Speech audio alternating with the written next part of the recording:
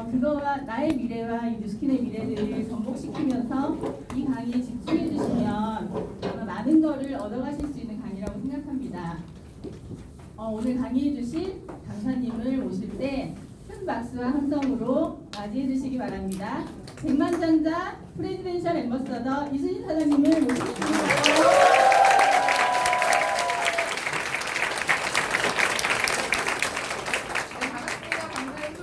이수진입니다. 반갑습니다. 잘 들리세요? 네. 소리가 작지 않아요? 네. 그리고 소리 좀 더, 네. 조절을 해주시면 나오긴 나오는데 소리가 작네요. 비가 오네요. 제가 부산에 월요일날 전했습니다. 월요일날 서울은 32도를 육박해서 제가 나시와 반팔 옷을 구성해서 왔는데 추워요. 저는 오늘 부산에서 제가 가끔씩 강의를 하고 뉴스킨 비즈니스가 어떤 건지 말씀을 드리는데 요즘에 제가 강의하는 건 굉장히 신이 납니다. 특히 그 이유가 뭐냐면 뉴스킨의 미래에 대한 이야기를 할 때 저 스스로도 그 미래가 너무 기대돼서 가슴이 뛰거든요. 그래서 오늘 제가 보고 듣고 느끼는 것을 여러분과 함께 공유하는 시간이 됐으면 좋겠습니다. 제가 하는 강의는 단순히 뉴스킨의 좋네요. 뉴스킨의 미래는 이렇게 좋을 것이다만 얘기하는 것이 아니라 근거가 있어야 되잖아요. 뉴스킨은 시장은 어땠고 그리고 어떻게 성장을 해왔고 그 성장의 동력은 무엇이었으며 지금 미래를 이렇게 우리가 크게 보는 이유는 이것이다. 이렇게 설명을 드리려다 보니까 강의가 조금 길어요. 제가 서울에서도 몇 번 강의를 해서 줄여도 일반적으로 저희가 사업 설명하기가 보통 1시간 10분 정도 되잖아요. 제가 거기서 10분 정도 더 쓸 것 같아요. 괜찮으세요? 네. 그러면 좀 빠르게 진행해 보도록 하겠습니다. 여기 계신 분들 중에 나는 정말 커서 뉴스킨 하고 싶어 하는 분들 없으셨을 거예요. 요즘엔 가끔 있어요. 뉴스킨 리더들의 2세들은 그런 생각을 어릴 때부터 하지만 대부분은 뉴스킨이 뭔지도 잘 모르고 네트워크가 뭔지도 잘 모르던 세대에서 새로운 기회 뉴스킨을 만나죠. 처음 권유를 받았을 때 어머 너무 좋아 나 그런 거 해보고 싶었어 하시는 분 계셨어요? 네. 타이밍이 맞으셨던 거예요. 저는 제 남편의 친구 부부로부터 이 얘기를 들었을 때 제가 설명을 막 하는 볼펜을 딱 잡고 언니 그만해. 뭔 소리인지 모르겠어. 우리 메갈리는 아니야. 그리고 단칼에 거절했어요. 이런 건 단칼에 거절해야 더 이상 얘기를 안 해요. 네, 저는 정확한 사람입니다. 하지만 내가 맞다고 생각하면 끝까지 해내는 기질이 있는데 거절할 땐 매몰차게 거절을 했어요. 그러던 저에게 어떤 일이 일어났어요. 변화의 시작이 일어난 거죠. 어떤 변화냐면 이래서 나의 미래가 어떻게 될 것인가에 대한 고민이 결혼을 하고 살림을 하면서 아주 진지하게 와닿기 시작을 했고 친구들이 결혼을 해서 아이를 키우는 실질적인 얘기를 듣다 보니까 굉장한 위기감을 느꼈어요. 이를 갖고는 우리 부모님이 나에게 해주신 수준의 교육 또는 삶의 수준을 내 자녀에게 물려주지 못한 거라는 불안감이 오기 시작하면서 투잡을 찾기 시작했고 그러면서 투잡의 여러 가지 중에 그때 그 언니가 말했던 뉴스킨은 어떨까? 라고 검토하게 됐어요. 왜냐하면 단호하게 거절은 했지만 제품은 썼거든요. 그런데 그러면서 그 사이에 제가 제품을 쓰고 좋았고 또 우리 직장 동료들이 쓰면서 야 너무 좋다 이런 얘기를 해주는 걸 보고 시장성을 보게 됐어요. 그렇기 때문에 여기 계신 분들이 별로 오기 싫은데 친구가 오라고 해서 왔건 본인이 궁금해서 왔건 그 마음속에는 친구의 의리 때문이 아니라 변화에 대한 고민을 하고 있기 때문에 그래도 이곳에 오신 게 아닌가라는 생각이 들어요. 저는 여러분과 뉴스킨의 미래를 이야기하기 이전에 우리의 삶의 미래에 대한 이야기를 같이 할 거예요. 누구나 지금 저 15평 아파트를 살건 150평 아파트를 살건 고민이 없는 사람은 없죠. 특히나 미래에 대해서 더 나아지고자 해요. 금전적으로도 나아지고 또 내가 커리어적으로도 더 훌륭한 사람이 되고 인격적으로도 더 멋진 사람이 되고자 하는 욕망은 누구에게나 있어요. 그런 욕망이 없으면 이 자리에 오지 않아요. 그게 여기 계신 분들의 공통점이라고 생각을 해요. 제가 이 뉴스킨을 시작할 때 뉴스킨은 부자가 될 수 있대요. 성공할 수 있대요. 강의가 끝나니까 자 지금부터 외치겠습니다. 성공합시다. 정상에서 만납시다. 막 이러는데 미쳐버릴 것 같은 거예요. 나하고 결이 너무 안 맞아. 난 가야 되겠다. 되겠다. 강의까지는 막 좋았어. 울었다고 나눠보다도 좋고 막 좋았다가 이거 나 결이 안 맞아. 막 가야 되겠다 이런 생각을 했어요. 이 부자라고 하는 것에 대한 선입견이 좋으셨던 분도 있고 안 좋은 분도 있을 수 있어요. 저는 그다지 좋지 않았던 것 같아요. 그런데 제가 이곳에 와서 부에 대한 정의를 새롭게 인식하면서 나도 부자가 되고 싶다는 생각을 하게 됐어요. 사실은 난 부자는 되고 싶지 않아. 평범하게 안정적으로 살고 싶어라고 했던 그 평범하고 안정적인 게 결국엔 부자인데요. 내가 원하는 시간에 선택하고 내가 원하는 문제를 선택하고 하는 것들. 그래서 제 스폰서님이 이런 얘기를 하셨어요. 부자란 선택의 폭이 넓은 사람이다. 선택의 폭이 좁아질 때 사람들은 괴로움을 느껴요. 그러니까 막 고등학교 사춘기 때 빨리 대학생이 되고 싶은 건 내 인생에 선택하는 권리를 안 주니까. 그렇죠? 거기서 이제 빨리 대학생이 되고 싶어지기도 하고 인간이 큰 죄를 지으면 어디에 보내죠? 네, 교도소 가잖아요. 교도소가 뭐 하는 곳인데요? 모든 선택의 폭을 다 제한시켜버리는 거예요. 어떤 의지도 일어나는 시간도 내 맘대로 못하고 식사 메뉴도 내 맘대로 못하고 아무것도 내 맘대로 못하고 인간의 존엄이 이름도 불려지지 않는 곳이에요. 번호로 불리는 곳. 그렇기 때문에 인간에게 정말 중요한 건 단순히 돈이라고 이야기하기 이전에 선택의 폭이라고 하는 건 가장 인간을 인간답게 하는 겁니다. 근데 그러기에 이 자유동제주의 사회에서 돈이라는 도구가 중요할 수밖에 없는 거죠. 라면 좋아하시지만 맛있는 걸 먹을 돈이 없어서 라면을 먹으면 되게 비참해요. 근데 이 같은 라면인데 이렇게 먹으면 달라요. 비즈니스석에서 먹으면 왜 달라요? 스테이크를 먹을 수 있는데 나는 라면을 먹겠어. 그저 1,000원짜리 라면인데도 이 비즈니스석에서 먹으면 그렇게 맛있을 수가 없어요. 이게 선택의 폭에 따라 달라진다는 거예요.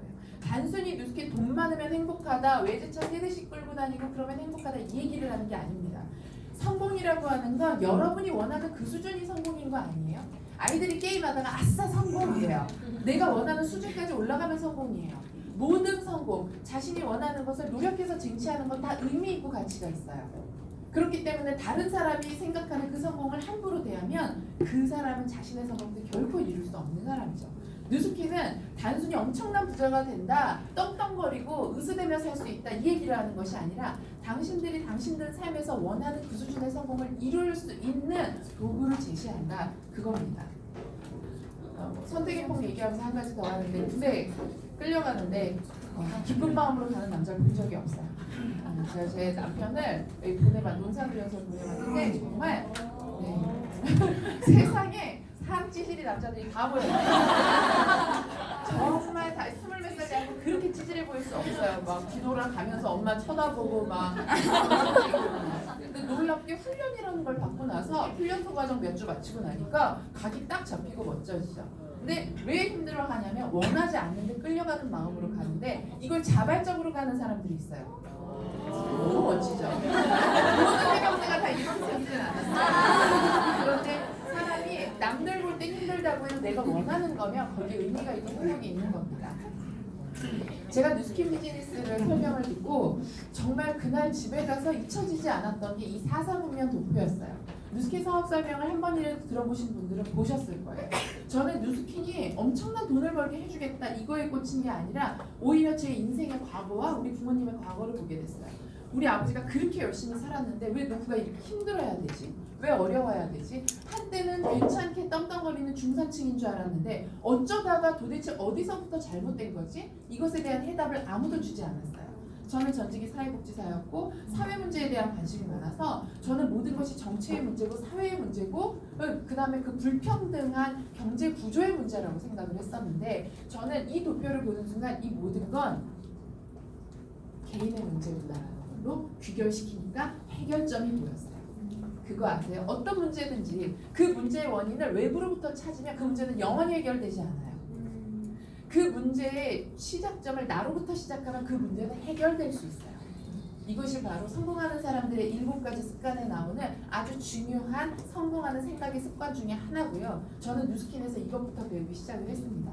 우선 이 도표를 말씀드리면 로버트 기요사키라고 하는 일본계 미국인이자 자수성가한 백만장자가 은퇴를 하고 나서 평범하게 열심히 사는데도 꿈을 이루지 못하는 사람들에게 돈의 구조가 뭔지 몰라서 당신들이 실패하는 거지 열심히 하지 않아서가 아니다 하면서 성공의 원리에 대한 책을 씁니다.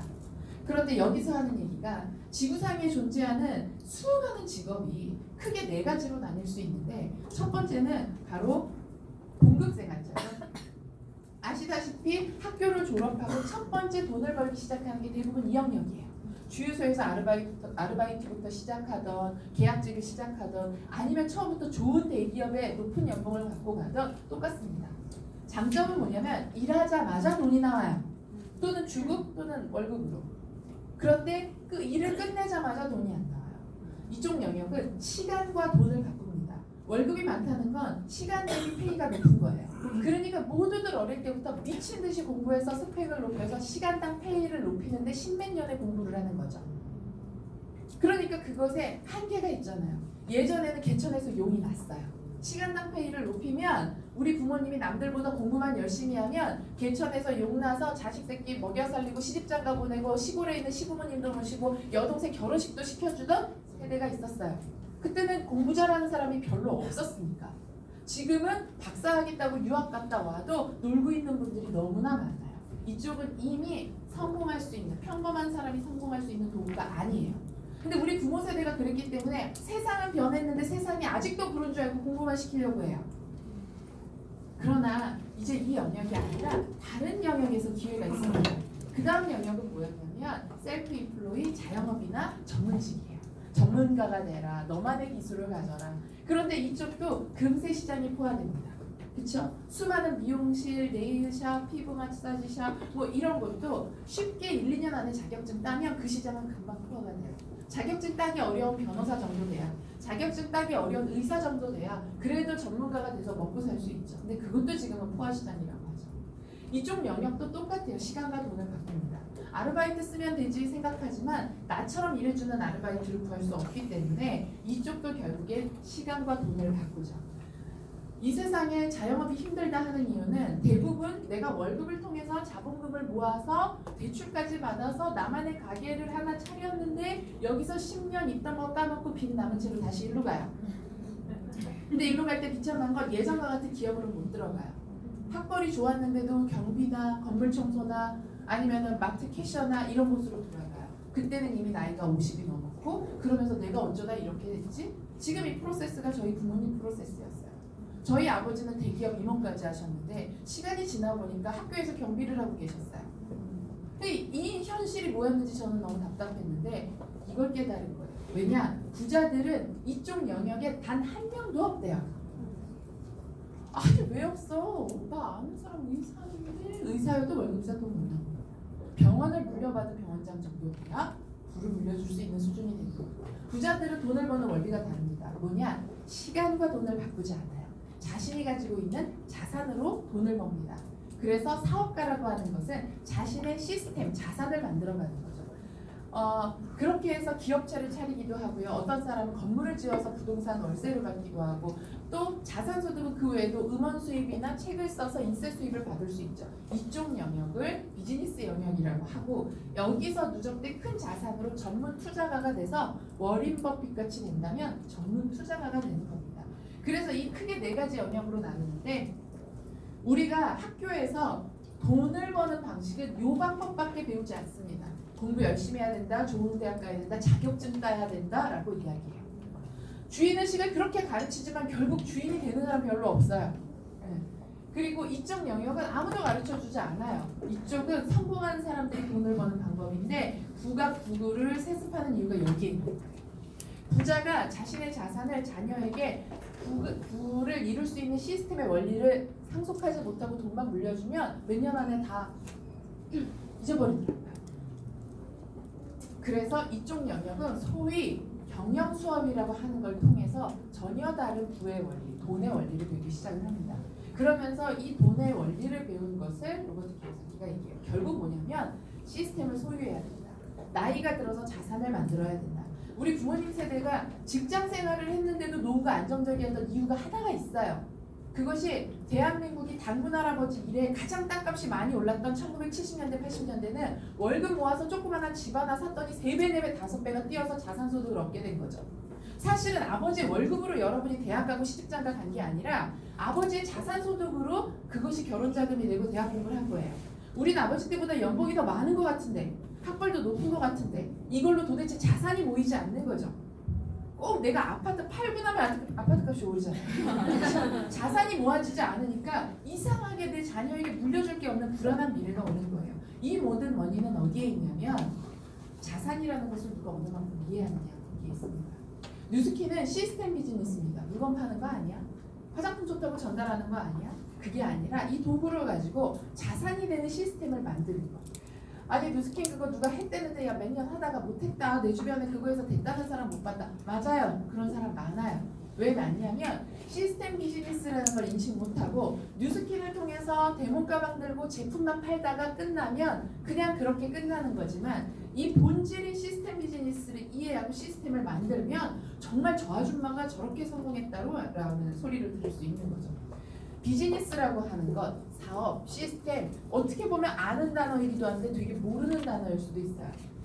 그 중에서 비즈니스, 사업가 그럼 우리가 제일 먼저 생각하는 건 공장 설비 시스템. 1차 산업을 했던 예전 사장님들 공장을 만들죠. 그럼 이 공장에서 물건을 생산해서 돈을 버는데 제일 중요한 시스템이 뭐예요? 기계예요, 기계. 이 기계가 모든 돈을 만드는 거예요. 그러니까 노동자의 인권은 중요하지 않죠. 근데 사람은 갈아버리면 되니까, 바꾸면 되니까. 그러나 이 기계가 불나면 회사는 망해요. 기계가 굉장히 중요했어요. 제조업이고 1차 산업이에요. 그런데 지금은 4차 산업혁명을 얘기하고 있는 이 2차 산업, 3차 산업을 거치면서 자산을 만드는 사업 기회에 대한 형태는 굉장히 많이 변했습니다. 예를 들어 예전에 부자의 대표라고 하는 미국의 그 누구죠? 석유왕 존 록펠러 같은 경우는 1차 산업으로 돈을 벌었다면 지금 전 세계 최고 부자들은 1차 산업의 부자가 없어요. 어디에 존재하죠? IT나 무형의 서비스를 만드는 사람들이죠. 그렇게 해서 발전을 하는데 그 중에서도 이 프랜차이즈 시스템을 보자면 유통의 혁명을 일으켰습니다.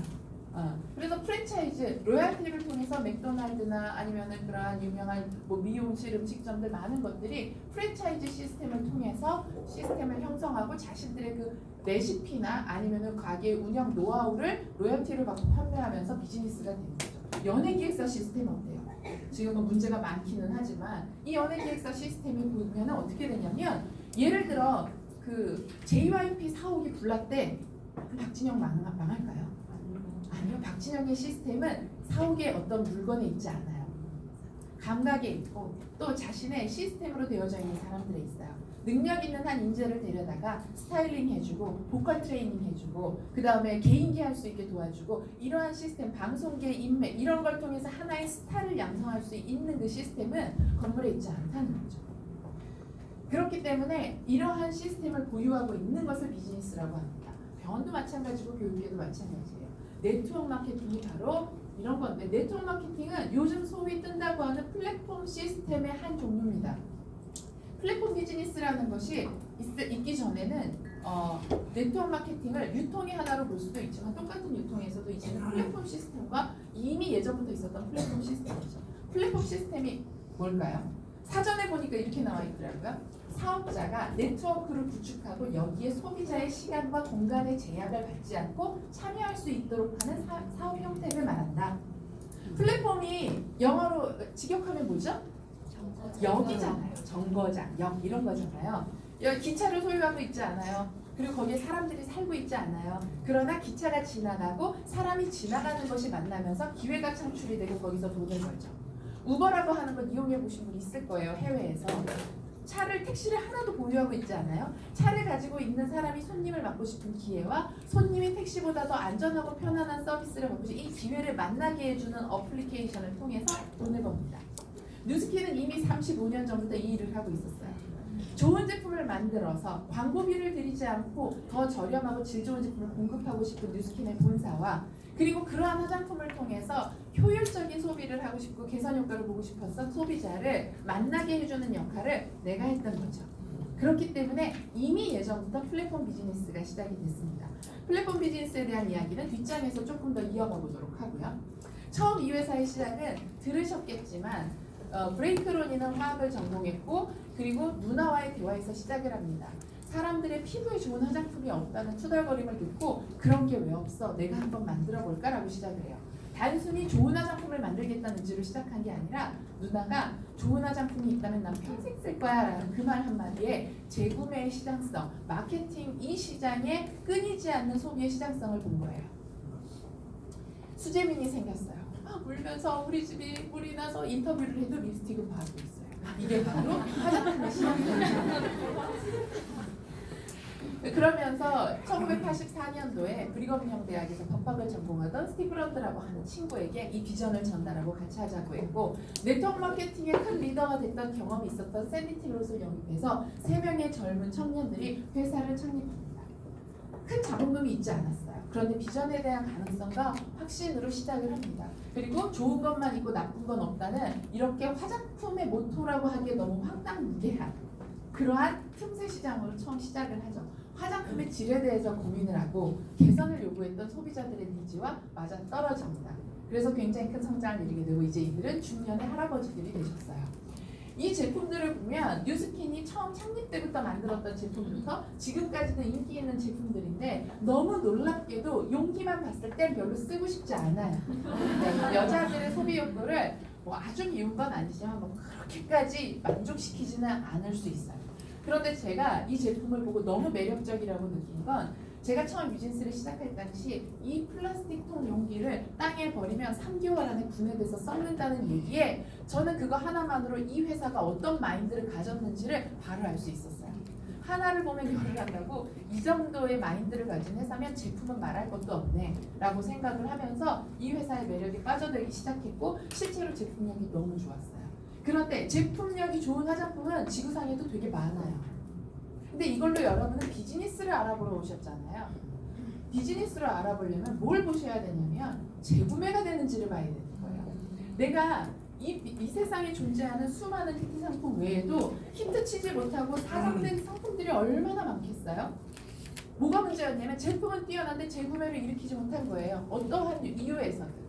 그러니까 기업으로 성장하려면 재구매가 일어나게 해야 되는데 그것을 이룩했던 것이 뉴스킨입니다. 그렇기 때문에 실제로 그 작은 도시에서 시작한 회사가 10년째부터 전 세계 진출을 시작을 했고 지금은 어떤 한 나라의 국가 오픈을 하는데 3개월밖에 걸리지 않는 노하우를 가지고 전 세계 진출을 어마무시하게 하고 있어요. 그리고 이 회사는 항상 고민하는 게 어떻게 하면 재구매를 만들어낼까입니다. 왜냐하면 이 비즈니스는 일반 점포 유통이 아니기 때문에 내가 나를 신뢰하는 한 사람과 유통망을 만들었어요. 그리고 이 사람이 쓸수록 좋아서 재구매를 해야만 서로가 윈윈이고 서로가 기분 좋은 사이가 되는 거죠. 뉴스킨의 유명한 제품들이 많은데 기초 제품 중에 아주 오랫동안 스테디셀러인 게 바로 180도인데요. 한국에 수입된 외국 화장품이 굉장히 많은데 매출액으로 탑 10 안에 들 만큼 굉장히 높은 매출액을 일으킨 게 바로 180도예요. 300만 개를 돌파할 만큼 많이 팔렸어요. 이거는 재구매 파워예요. 180도를 쓴 사람이 300만 명이라는 뜻이 아니라 180도를 써보면 한 번에 끝나지 않는 제품이기 때문에 그런 거죠. 제 소비자도 10년 넘게 이것만 고수하는 소비자들이 굉장히 많습니다. 더 좋은 게 나왔다고 해도 저것만 써요. 네. 그렇기 때문에 이 비즈니스가 되는 거죠. 맛집도 그렇잖아요. 학교 때 다니던 분식집을 애 데리고 오는 분식집은 장사가 돼요. 그렇죠? 내가 먹으면 3명, 4명 친구들 올 때마다 회식 가는 갈비집은 돼요. 어떤 거든 재구매를 일으켜야 되는 거예요. 이 회사는 모든 아이템을 고민할 때 이것이 재구매를 어떻게 일으킬 것인가. 그 중에서도 화장품 업계가 아무도 디바이스에 관심 없었던 2001년부터 디바이스 제품을 시작합니다. 집에서 홈케어가 가능한 제품을 만들어 보겠다. 그렇게 해서 갈바닉이 출시가 됐는데 이때 당시는 기계를 얼굴에 한다는 게 낯설기도 했고 가격대가 녹록지 않았어요. 그리고 젤이 계속 재구매되고 있었어요. 그런데 이것을 그 다음 업그레이드 시켰는데 2011년에 에이즐락이라는 기술력과 결합이 되면서 엄청난 매출액을 일으키기 시작합니다. 그리고 점차 바디갈바닉, 에이즐락 및 루비스파까지 디바이스 업계의 선두주자로 우뚝 섰죠. 이 얘기를 조금 더 자세히 말씀드리면 지금 우리나라에서 디바이스 시장은 엄청난 속도로 성장을 하고 있어요. 특히 젊은 사람들 중심으로 예전처럼 피부관리샵 가서 10회 끊는 것보다 집에서 내가 하는 것에 관심이 더 많은 세대가 됐어요. 특히 그 중에서도 이 갈바닉에 대한 얘기를 먼저 하자면 너무나 인기가 있죠. 뉴스킨이네요. 그러면 아 갈바닉 할만큼. 찜질방에 가면 어디선가 띠 누군가 한 명은 하고 있는 이렇게 갈바닉이에요. 이 갈바닉이 얼마나 많이 팔렸냐면 2002년도에 출시됐는데 누적 400만 대가 팔렸어요. 이걸 돈으로 환산하자면 어마어마한 숫자예요. 그런데 이 400만 대가 감이 안 오시죠? 이 조그만한 갈바닉을 일렬로 세우면 에베레스트산 48개를 높이 쌓을 만큼이에요. 그런데 중요한 건 뭐냐면 기계만 400만 대가 팔린 거예요. 여기에 딸린 젤까지 유통된 거 보면 이 브랜드, 이 제품 하나만으로도 어마무시한 매출을 일으킨 거죠. 기계 그걸로 얼굴이 좋아지겠어 했는데 지금 세상의 트렌드가 1, 2년 사이에 갑자기 엄청 바뀌고 있어요. 예전에 여배우들이 우리나라 탑 여배우야 하면 화장품 광고를 찍었어야 됐어요. 근데 지금은 아니에요. 지금 우리나라 대세 연예인이라고 한다면 디바이스 광고를 찍어야 돼요. 송혜교, 손예진, 김성령, 박민영, 이나영 이분들 말고도 되게 많은 여자 연예인들이 전부 디바이스를 가지고 광고를 하기 시작한 게 최근 1년 사이에 엄청나게 늘었어요. LG에서 나온 마스크팩 하나가 인기를 끌면서 그것에 유사 상품이 쏟아져 나오는데 1년도 안 돼서 비슷한 복제품이 홈쇼핑부터 시작을 해서 굉장히 많이 팔려요. 기사를 보면 5천억 홈뷰티 시장이다라고 이야기하고 이제 디바이스의 각축전이 일어나고 10명 중 8명이 디바이스에 관심을 가져요. 나이에 상관없이. 그러나 20대가 굉장히 늦죠. TV 홈쇼핑에서 가장 인기 상품은 홈뷰티래요. 기사를 봤어요. 2013년도만 해도 800억 정도의 시장, 우리나라 디바이스 시장 규모가 5천억 규모가 됐어요. 시장 규모가 커졌다는 건 누군가 쓴다는 거고 누군가 돈을 번다는 거죠. 이 시장은 계속 커질 예정이에요. 왜냐하면 우리나라뿐만이 아니라 글로벌 뷰티 디바이스가 엄청난 시장 규모로 커지고 있고 특히 중국이 무서운 속도로 디바이스 시장이 커지고 있어요.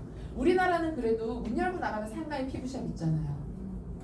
외국은요. 차 타고 30분 나가야 되잖아요. 엄청나게 관심이 있어요. 그럼 이게 왜 이제서야 시장이 커지냐? 예전에 뷰티 디바이스의 기술력이 그만큼 안 따라왔었어요. 근데 지금은 굉장히 높은 기술력을 가지고 만들어졌죠.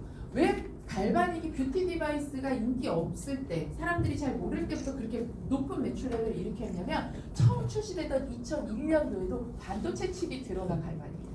알고 계세요? 여러분이 쓰는 갈바닉에 반도체 칩이 들어간다는 거? 이미 그때부터 그러한 기술력을 만들고 있었던 게 갈바닉입니다. 지금 현재 이게 2017년도 기사라서 2018년도 시장 규모를 제가 검색해봤더니 이미 15억이 올라가서 2018년도 50억 달러의 시장으로 마감됐어요. 그래서 이렇게 커져갔던 디바이스가 저희는 아직도 업계 최초이자 아직 유일하다고 하는 개인 맞춤형 기초 제품 에이즈랑미가 출시됐고 루미스파가 나왔는데 이 루미스파가요 지금 출시된 지 18개월 만에 200만 개가 팔렸어요. 제가 아까 갈바닉이 400만 개가 팔렸다고 했잖아요. 그런데 갈바닉이 400만 개 팔리는데 걸린 시간이 10년이에요. 그런데 이 루미스파가 200만 개 팔리는데 걸린 시간이 18개월이었어요. 엄청난 속도예요. 특히 저희 뉴스킨도 젊은 20대들 중심으로 굉장히 매력을 느끼면서 이 제품을 선호하고 좋아합니다. 즉각적인 효과와 써보면 다시 생각나는 제품인 거죠. 제가 어저께 재밌는 얘기를 들었어요. 한번 써보면 너무 좋을 거야 하고 소비자에게 권했더니 좋은지 모르겠어요. 그랬대요. 그래? 그리고 받았는데 전화해서 언니 그거 주세요. 너 안 좋아했다며? 아니 그랬는데 그냥 주세요. 좋았던 거죠. 좋았는데 그때 돈이 좀 부족했나 보지, 그렇죠? 결국엔 찾게 되더라고요. 그것도 몇 개월 지나서 연락이 오는 거 보니까. 그런데 지금 이 뷰티 디바이스 시장에 선점한 기업이 없었어요. 어떠한 기업의 대표 브랜드가 있잖아요. 반창고 대표는 뭐예요? 데일밴드. 예전에 승합차 대표는 뭐였어요? 봉고. 지금 봉고가 없어진 지 10년인데 아직도 어른들이 야 봉고 이러잖아요. 지금 뷰티 디바이스에서 대표되는 게 없었는데 2017년도, 18년도 글로벌한 리서치 업체에서 뉴스킨이 점유율 넘버 1이 됐어요. 그래서 공식 발표되면서 지금 굉장히 핫하죠. 점유율 24%로 말도 안 되는 점유율을 갖고 있어요. 그러면 도대체 뉴스킨의 이 갈바닉이나 루미스파 같은 디바이스가 인기가 있는 이유가 뭘까? 기계력이 굉장히 좋은가? 기계 기술은요 금방 따라잡히는 거 아세요? 그러니까 LG에서 그렇게 심혈을 기울였는데 홈쇼핑에서 절반값으로 그렇게 많이 팔고 있는 거죠. 그런데 저희는 에이즐락의 기술력으로 그 안에 들어가는 화장품의 메커니즘이 있기 때문에 쉽게 따라올 수가 없어요. 뉴스킨의 미래를 얘기하자면 에이즐락을 빼놓고는 결코 얘기할 수 없습니다. 에이즐락이 어떤 기술력인지 2009년에 뉴스킨에서 출시됐던 에이즐락 이야기를 해보려고 해요. 뉴스킨이 1984년도에 기초 화장품을 시작으로 제품을 만들었죠. 10년대쯤 됐을 때 미래를 고민했어요. 그러면서 똑같은 화장품을 써도 건강한 사람들은 효과가 더 극대화돼서 나타나는데 몸이 건강하지 않으면 그쵸 피부의 개선도 좋아지지 않을 수 있죠. 그러면서 또 차세대 미래는 건강기능식품 시장이 굉장히 커질 것을 예견하고 파마넥스라고 하는 회사를 인수합병하게 됩니다.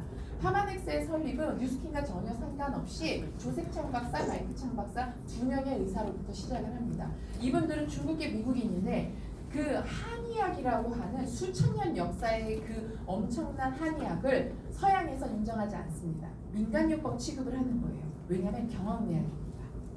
과학이라는 것은 입증을 해야 됩니다. 증명을 해야 돼요. 그래서 이 똑똑한 의사들이 한약을 입증하겠다라는 마음으로 공부를 하기 시작을 합니다. 그리고 이들은 특히나 이 마이클 창 박사 굉장히 대단한 분인데요. 35개 이상의 특허를 보유했어요. 어떤 특허냐? 식물의 분자 구조식을 완벽하게 분석해내는 거예요.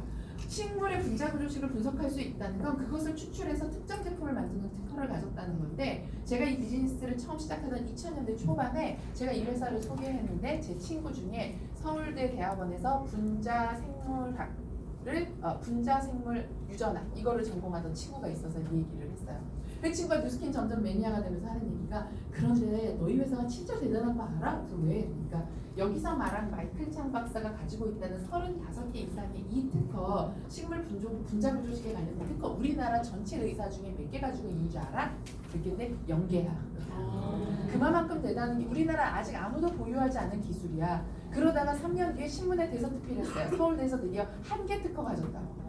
그만큼 대단한 기술력입니다. 그렇기 때문에 똑같은 건강식품이라 할지라도 영지버섯 추출, 무슨 인삼의 사포닌 이런 것을 추출하거나 제품화하는데 탁월한 기술력을 갖게 되는 거죠. 근데 이분들이 건강기능식품 회사를 설립을 했습니다. 캘리포니아에. 그런데 문제가 생겼어요. 94년도에 시작을 했고, 그리고 글로벌 자문위원을 구성했고, 이때 건강기능식품 업계에서 굉장히 센세이셔널했죠. 엄청난 기술력을 가지고 만들었으니까. 96년도에 미국의 38,000개 드럭스토어에서 정부 유통을 시작했는데 여기서 문제가 생깁니다. 안 팔려요. 자, 건강 비타민이라고 하는데, 비타민은 천연물에서 추출을 한 비타민인데 그냥 합성 비타민 추출물과 같이 있어요. 그럼 우리께 비쌀까요? 안 비쌀까요? 당연히 비싸죠. 게다가 이때 일반 유통하니까 가격이 높았단 말이에요. 그런데 우리나라 약국하고 또 시스템이 달라요. 미국의 약국은 드럭스토어는 약간 올리브영 같은 느낌도 있잖아요. 그렇죠? 그러다 보니까 이게 왜 비싸요? 차이가 뭐예요? 별로 설명도 못 해주기도 하고, 또 우리가 약국 가서 약 주세요 그러면은 마시면 돈 꺼내주잖아요. 경쟁이 안 되는 거예요. 이대로는 우리의 탁월성을 얘기해 줄 수도 없고 시장에서 이거 유통될 수 없다 하고 자진철수합니다. 그리고 38,000개 드럭스토어에서 다 회수해요. 그리고